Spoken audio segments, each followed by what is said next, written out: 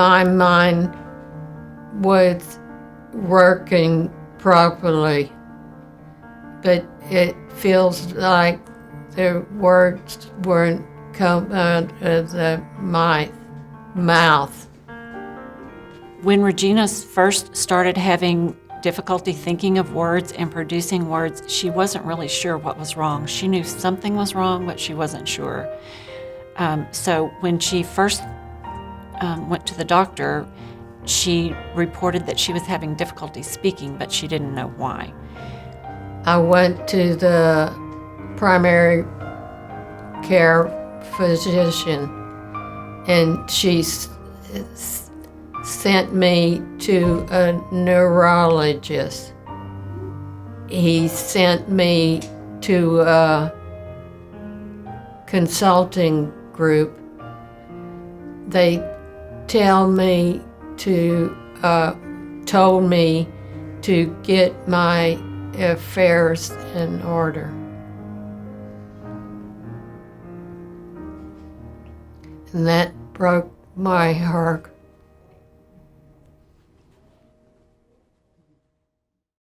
What happens when you have aphasia, when you have a stroke, is you're fine until your insurance runs out. And then once your insurance runs out, there's no place for you to go.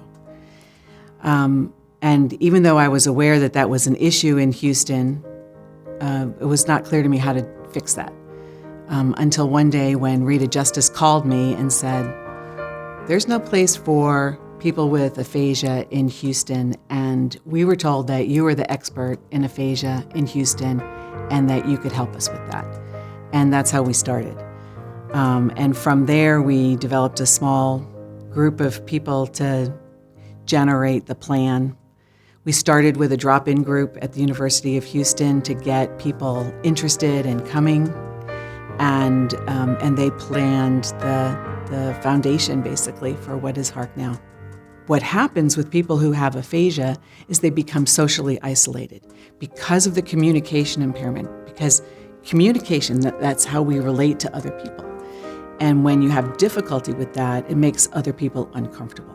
What HARK provides is a place for people to go where we understand what it means to have aphasia. We know that it's not because you're not smart, you just have difficulty using language to communicate.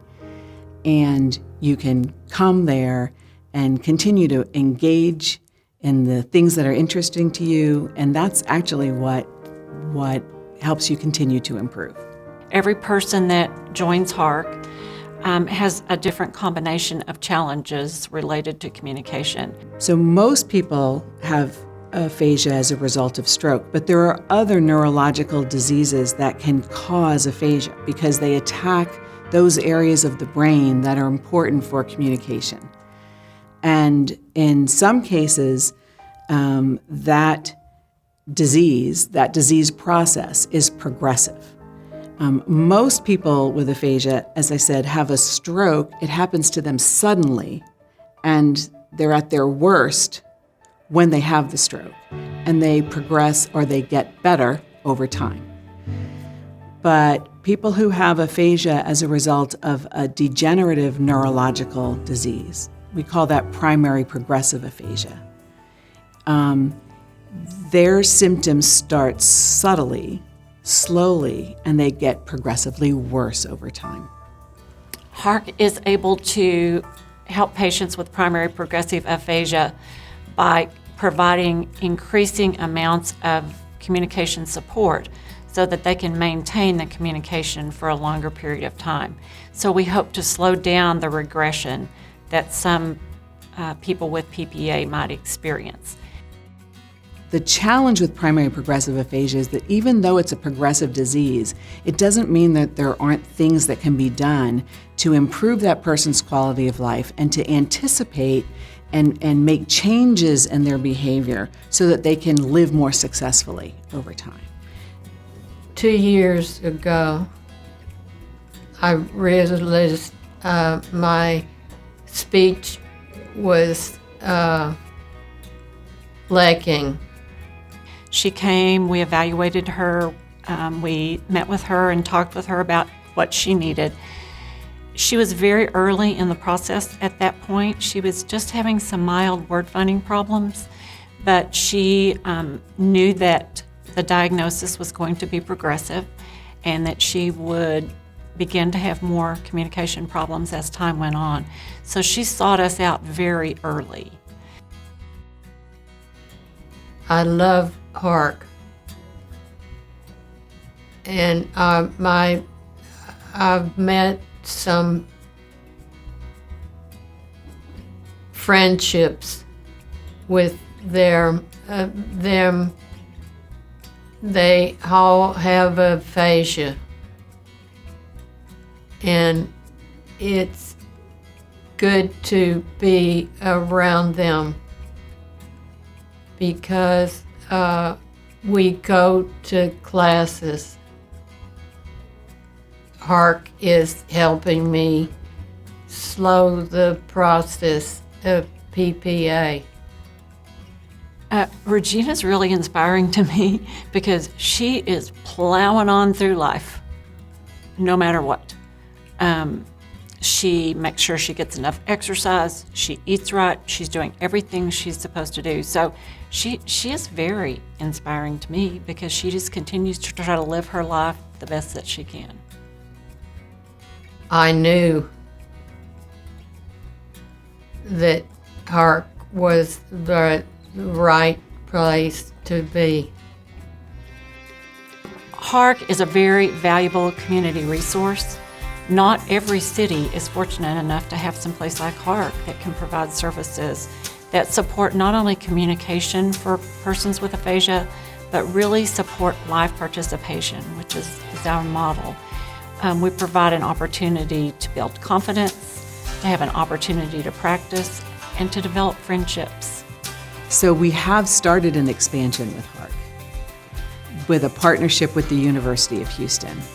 And there we have a waiting list of people to participate in the groups that we have there, because these are people who would not have services any other way.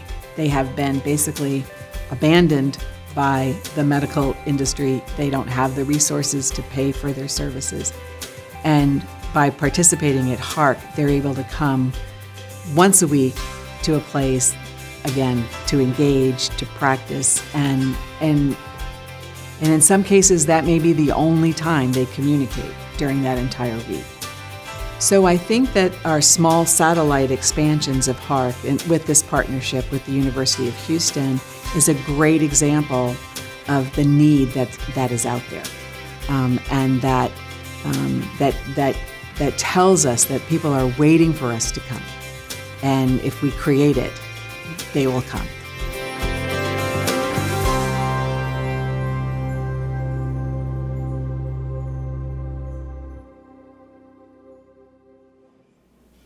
Hi, I'm Jackie Freer. I'm one of the speech language pathologists at HARK and a UH-ComD alum. Please help me welcome Regina, one of our courageous HARK participants, to the stage. She's going to give us a little more information about primary progressive aphasia.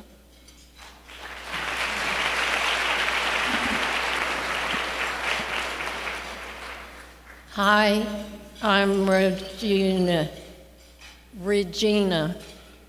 I did not have a stroke, but I have aphasia.